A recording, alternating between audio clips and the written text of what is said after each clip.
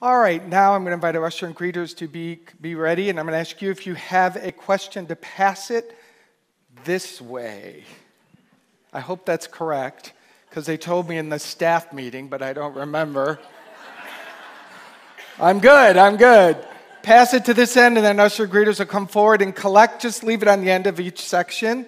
It's fine. Leave it on the end of the section, and they'll come right on up and gather those.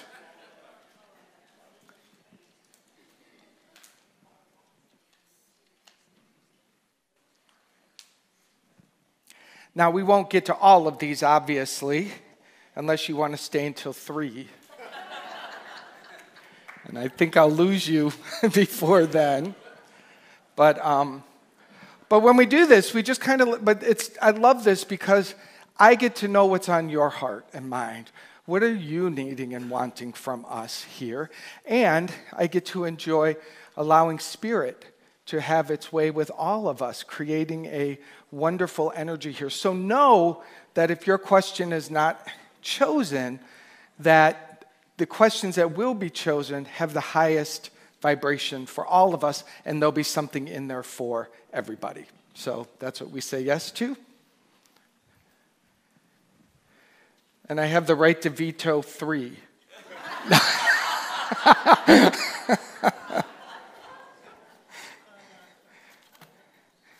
Wow, we could be here until 3.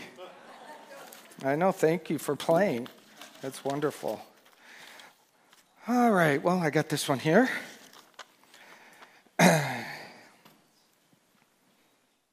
How do I overcome my innate bias or resistance to being spiritual and welcoming God into my being? That's really good. You might stump me.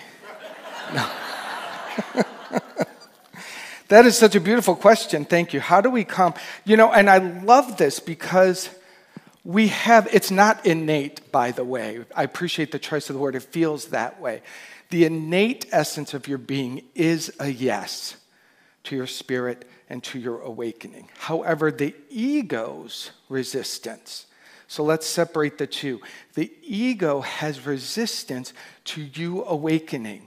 And the ego comes in two channels for you. One is to protect you because it says, oh my gosh, you're going to leave the tribe. Oh my gosh, who are you going to become? Oh my gosh, your friends are going to think you're really weird. Don't do it. Oh my gosh, it's got this thing in there that's going to go, no, don't do it. Those spiritual people are woo-woo. Right? So there's sort of a weird protective thing inside of it because it wants to keep you safe, but it wants to keep you safe in a construct that is so limited. Your nature, your spirit only says yes to growth. Your spirit wants more creative expression. Your spirit wants to be happier. Your spirit wants for you to experience the fullness of your being while you're in this world, while you're in this particular incarnation. Your spirit is yes, yes, yes, yes. So that ego, number one, is trying to keep you from stepping out of the comfortable, but we need to step out of the comfortable. The second part that is a little darker on the ego side is that if you awaken to your spirituality, your ego and defenses are going to dissolve. And they're going to begin disappearing. And you're going to have much less need for the ego. The ego is going to keep shrinking and shrinking. Now, the ego doesn't want to die. That part of you that feels separate from God, that's what I mean when I say ego. The part that has a lot invested in it, believing itself separate from God. As you say yes to being one with God, where does that go? That voice has no meaning or reason for being. So it has a self-protective part that's like, don't give me up. And it starts arguing, doesn't it? It starts arguing inside yourself, and it starts questioning, and it starts battling. So how do you give up that resistance? Because that's your question. So number one, recognize who it belongs to. It is not Spirit's. It is not yours. It is the fear. We'll change the word ego for fear. So it's fear's voice. So when you acknowledge, oh, that's fear. Fear is telling me not to grow. Fear is telling me that there's something bad that's going to happen if I awaken. As soon as you acknowledge that and separate it, see, the problem is when fear collapses and you think it's your voice or Spirit's voice and you can't tell the difference, that's when it becomes scary. So first step, separate it. Oh, that's fear speaking. Fear, I understand that. Yeah, I got you, fear. I see you. I see you, fear. I see what you're trying to do here. And then turn your attention toward the spirit of your being. This is where we teach you how to pray. This is where we teach you how to do affirmations and denials. This is where your spiritual practices prime the pump for spirit to flow more fully in your life. So acknowledge the voice, see it, and then turn your attention toward the goodness of being. Turn your attention toward a Bible quote, something that is higher vibration than the fear. Any place where you shine your attention to a higher vibration, that fear is going to release. And the more willing you are to do it, the more comfortable you're going to be, and the resistance is going to begin dissolving, or you're going to begin moving through it. But here's the deal, my friends. You're going to hit resistance along the whole way. You get past one gate of resistance, you go, oh, this feels amazing. I'm more me. I feel more creative. I feel happier. And you grow and you grow and you grow because Spirit is infinite. And then you hit another one.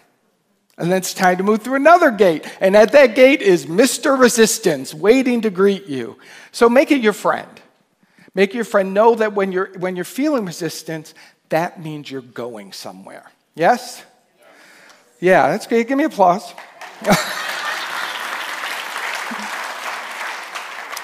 All right. Oh my gosh, you guys are really evolved. That is good. What contribution toward reconciliation can we make in today's political mood in our country? Yes. That's so good. I'm just grabbing my water.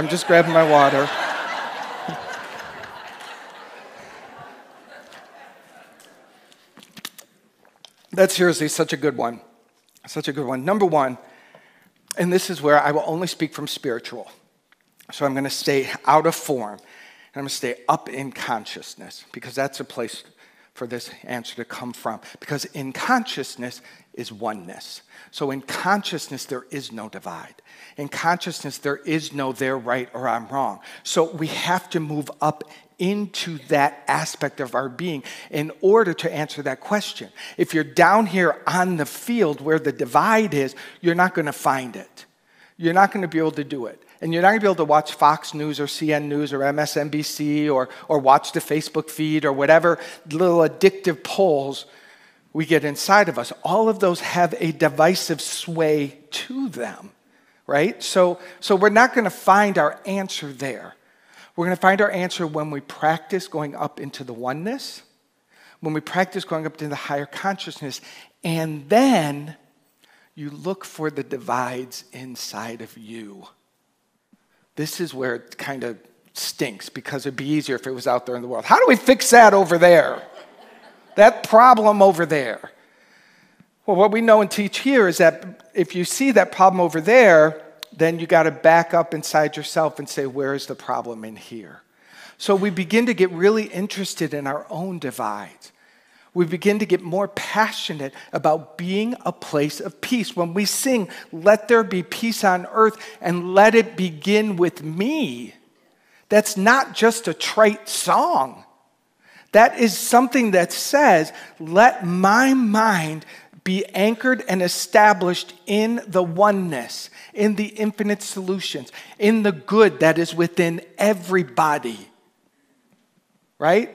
Anyone feeling that resistance come up from the last question?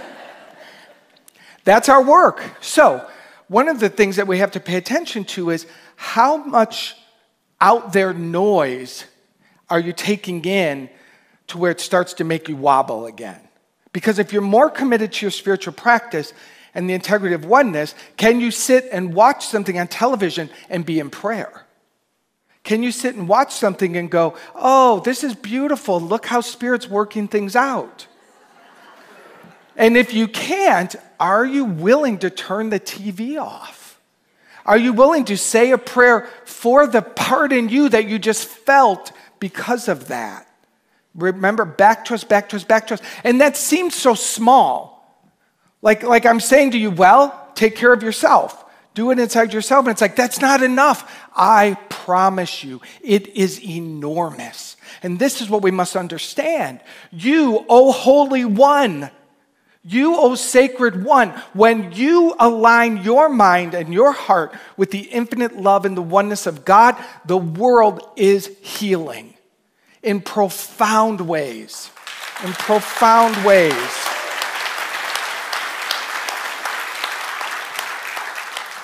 But I'll be very candid, it's not easy for me either. So I'm like, I turned it on, I'm like 3 minutes, I'm like, I'll turn it off, turn it off. And here's the deal also. Does anyone notice that when you watch these news stations, it's kind of like a soap opera? You can come back a month later and not much has changed. Isn't that sort of weird? Like, you know how those soap operas move so slowly to keep you hooked in the drama, and they keep just a little edge in there? There's a manipulation that is happening of information to keep it on that anxious edge. It literally is wired that way because their job is to keep us there, right? I'm not blaming anybody, but you have to pay attention. Are you getting a little attached to that little upset energy, right? And if you are you willing to turn it off, do some meditation, do some prayer? I promise you, 10 minutes watching some news show or 10 minutes in meditation, I promise you, you know the right choice, right? Good question. Thank you. All right.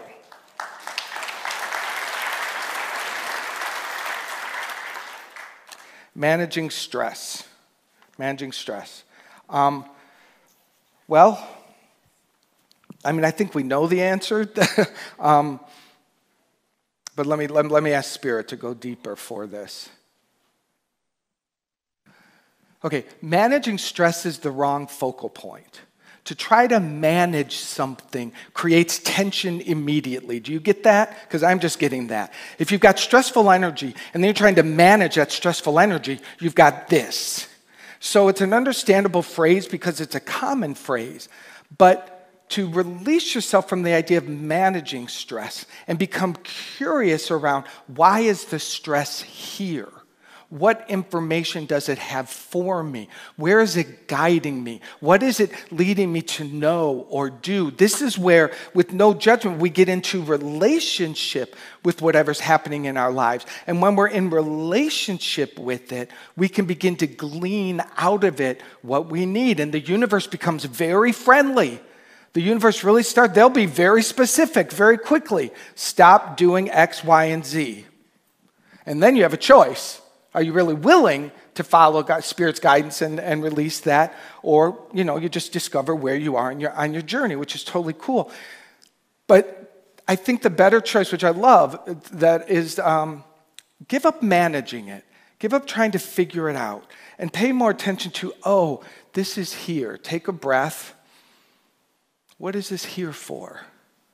What is it? Because again, it's very friendly. Your body is only giving you signals because it wants to tell you something. Isn't that so true? Be it pain, be it a disease, be it an emotional energy. The body is very wired to serve you and to help you on your journey. But all of this energy of, how do I get rid of this? How do I manage that?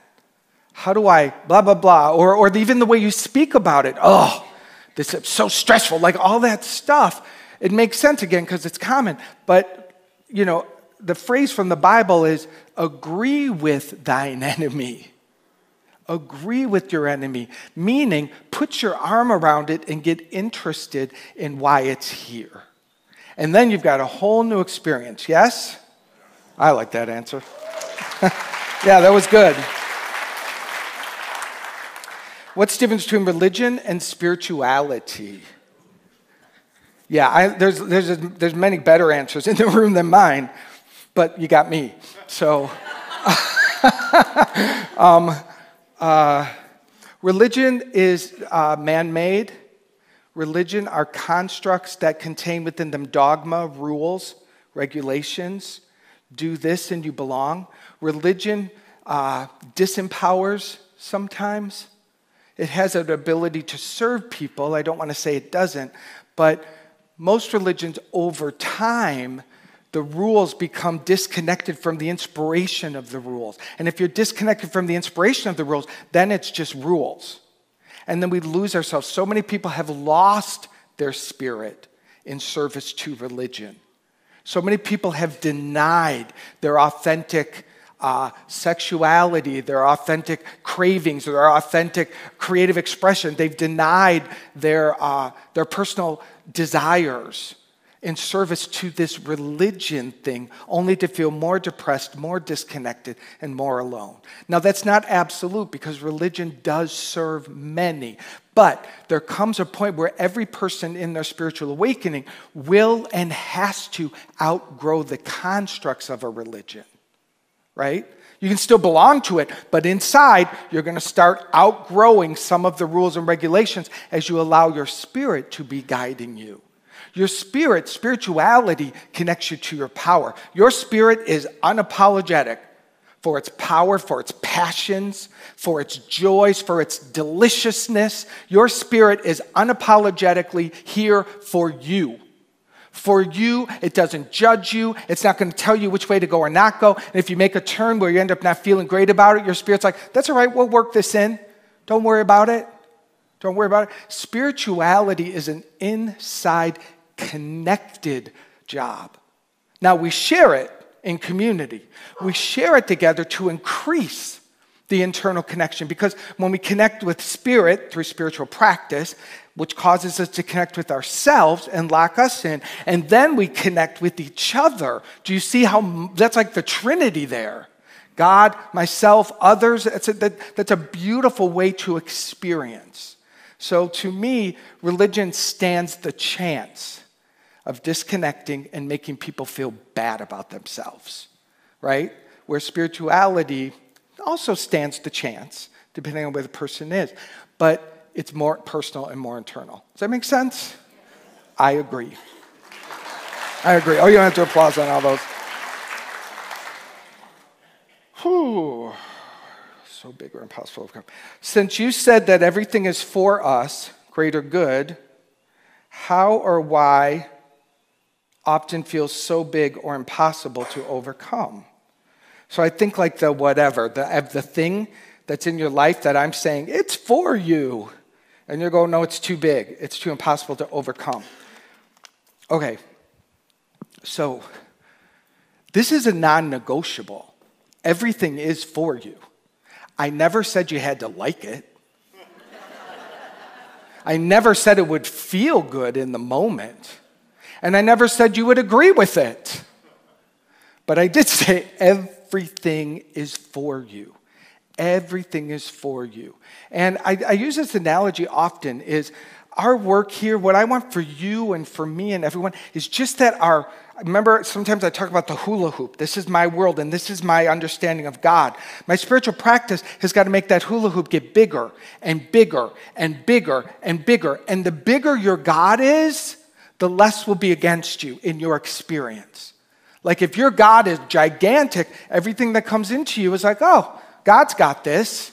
But the problem is when something comes your way that's bigger than your seeming God. And the good news in that is, oh, you just saw your gap. You just saw where God stops off and fear takes over. Now, it's still for you because you're like, wow, look at this. I promise you, I lay down my life for you. That's really dramatic, but I'm going with it. I lay down my life for you that there's nothing that God can't fix. Nothing. There's nothing. So the only question becomes, how big is your God? And when you're bumping up against something that is taking you down, and oh my God, I know it too. We all know it. When we're down, are we willing right there to say, God, this is where I need you. I don't even believe in you right now, but I'm speaking your name. I'm willing. The faith of a mustard seed, so small. A willingness to whisper God's name when you're down is going to begin expanding and connecting you more and more and more and more to it. Now, in the midst of things, become a practice warrior. God is my source. God is my source. God is my source. Can't wait to see what God's going to do about this. Can't wait to see what God's going to do about this. Just run it in your head. Fill your mind and your emotions with these kind of statements, that will expand your awareness of God and keep lifting your attention into the right place. Part of the problem, and I probably talk about this every Sunday, part of the problem is, remember, when there's a problem in your world and you're going like this staring at it, oh my God, that's a big problem. Wow, that's a big problem. Where are you, God? There's a big problem. There's a big problem. There's a big problem. There's a big problem. There's a big problem. That big problem goes bigger, bigger, bigger, bigger, bigger. Why? Because that's where your attention is. Where your attention goes, energy flows. That's law. That's law. But when I say to you, turn away from the problem and roll your attention towards the solution, even if you don't know what it is, affirming that it's here is a better focal point. But doesn't that problem have such a magnetic pull to it? It's fascinating. That's okay. Don't make yourself wrong in any side of this. Just keep coming aware. Wow, I'm really romancing this problem. I'm hanging out with it all day long. I got a lot of devotion flowing in the wrong direction. This is where we practice. We turn away. I promise only you can prove this for yourself. And your muscle will get stronger and your God will get bigger. And that which appears to be problems will shrink. It all will balance itself out. Yes? Nice. Good questions. I'm very happy. Another political one. We'll trust that I answered that. It's the same idea. How can we tap into my higher power, go deeper, more consistent level? I have a prayer class starting second week in January. I'm not kidding. So this is really good. Everyone's focus is, how do I remain in positive mood? How do I switch I do this as much as possible, yet grouchy, jealous, insecure thoughts creep in, making me feel unhappy. Yeah, we get it. So we're in a conversation today around shifting our thoughts, shifting our focus, welcoming to us that which appears to be against us. This is the new teaching, and this is, I think, what's wanting to be known today. Welcome, grouchy. Welcome, insecure. Welcome, bitch. Sorry. I couldn't help it. Welcome. I promise you, you are the one that can change a relationship. You're the one that can get deeply interested, because I promise you, right under that jealous part, right under that insecure part, there's a boy or a girl inside of you that didn't get something that it needed as a child. It's very basic inner child kind of thing, but inside that, there's just something in you asking for you to get related to yourself. So get interested in what's underneath it. And this is what happens to me when I get deeply interested in what's underneath my funky parts like that. I see a part that I don't like and I don't want to be with. Because as a little child, that part that got rejected took on the rejection. So it's saying, I need you, I want you, and it's saying, I'm rejected. But nonetheless, I need to bring spirit and my higher self into and build that relationship and go, little boy, little Mark, I got you. I hear you. You're okay. You're loved. Basic, caressing, holding, loving. It's simple stuff. It's simple stuff, but the willingness to do it. And the willingness to be with yourself through those deep pains is where the strength grows and where the alchemy begins to change. And what happens is when these feelings come up, they feel strong, they feel overwhelming, we've tasted them 1,000 times, and we just run in the other direction, right? eating, doing things, whatever we're doing, escaping. These are the things that we're doing to avoid the pain. But there comes a time when we just got to go through it. You're going to be fine. You're going to be fine. Build a big circle of God. Get related to yourself. Get interested. Welcome those parts. You know, Google this. We've talked about it before, but it's called The Guest House by Rumi. Rumi the poet, The Guest House. It's a beautiful little poem, and it talks all about how to welcome everything that comes to your door, because everything comes bringing a gift. Yes? Hey, Sandra, do you have any questions from Facebook? Ask them if they have one for us, or I should. Hey, Facebook, we got one more minute, a couple minutes, see if there's anything for them. I'll do one more here, and then we'll move into prayer. Wow, there's a lot of unrest.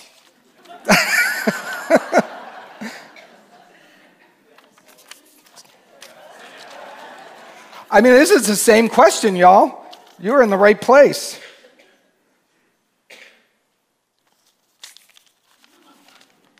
I'm not kidding you. These are all like, how do I settle? I'm struggling. Your lessons every Sunday. Oh, okay, thank you. How can each of us utilize the principle of unity to heal division in this country? I think we have to have some prayer times here, huh? Energy of love is veto. Not against, it's just, okay, last one. Okay, it's just the same course here. How to be healthy spiritually, emotionally, in every way while witnessing the aging and changes in parents in their physical capabilities. So again, this is what I love about unity here, my friends, is we offer all of the tools. You need to do the tools, right? How do you become an Olympic swimmer? You practice. How do you become a concert piano player? You practice. How do you become a spiritual person that can use spiritual practice through the rapids of life? You practice. You practice and you practice and you practice. And what I'm committed to and what I want you to be committed to here at Unity Naples is we don't want Sunday spiritual tennis players. Tennis players, you get what I mean. Sunday tennis players, you know that idea? We want people that really are doing it as a way of life. That's what we're here. We're a training ground. We're a place to come and console your spirit, but we are a training ground for you. And you've got to be interested in becoming a spiritual warrior inside your own self, inside your own life, and together as we build that energy more and more and more, I promise you all of these things are going to start dissolving in your life, and Spirit's going to begin using you more and more. Spirit wants to use your gifts and talents. Spirit is ready, right there at the gate, ready to flow through you in the most beautiful directions. But there's still just a little more time in all of us of cleaning out that which is in the way. Right? Love does not need anything. We need to remove everything that's unlike love inside of us. And then that's when it flows more and more and more and more. All right, any Facebook question? Nope, we're good? Awesome. Well, that was fun. I hope you got something out of that. Very good.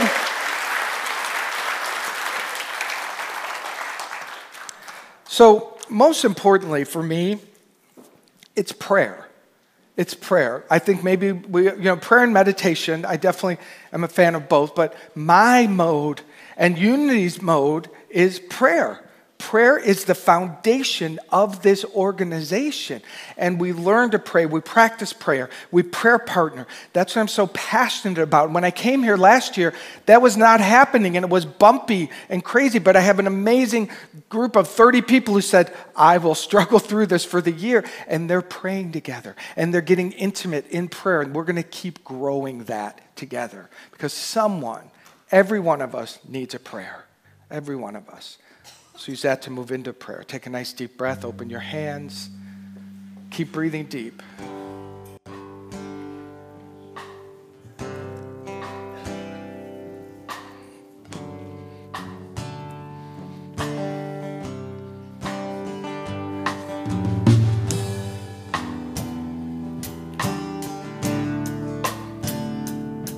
Take deep breaths.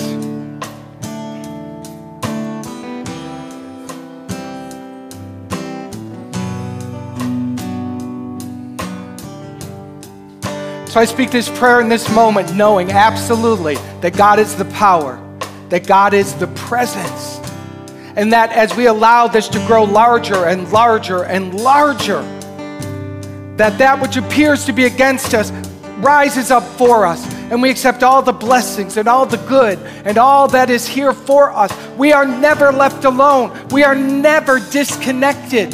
Everything that appears to be a problem is the gateway to the revelation of our oneness with God. And so this prayer places us right in the center of God, where all is well, and those aren't just words, where health and vitality are perfect, where joy abounds, where their only experience is harmony and peace and joy. I say yes to this. I say yes to this. Say yes. Yes. Say yes. Yes. Say yes. Yes. Take a deep breath. Someone's in need of a prayer today. Have you done your part? Someone's in despair this day. Yes. Have you prayed from the heart? So many are trying to find their way, and they need your light, you know, for our prayer of love lifts them high. It heals them, sustains them, and sets them. Feel free to sing along. The words are up on the screen. Lifts them high. It heals them, sustains them, and sets them free. Our prayer of love. It lifts them high. It heals them, sustains them. Sing it again. Sing it out from your heart. Our prayer of love. It lifts them high. It heals them, sustains them, and sets them quietly. Free. Our prayer of love. From your heart. It lifts them high. It heals them, sustains them, and sets them free. That's what prayer does, and that's what our prayers do today. I know that everything in this basket is solved. Every issue that came forward, the right, perfect solution, which we call God, is revealing itself for every single one of us. I give thanks for this, and I have complete, perfect faith in this prayer. I truly do. It is done, and so it is. Amen. Amen. Thank you. Thank you.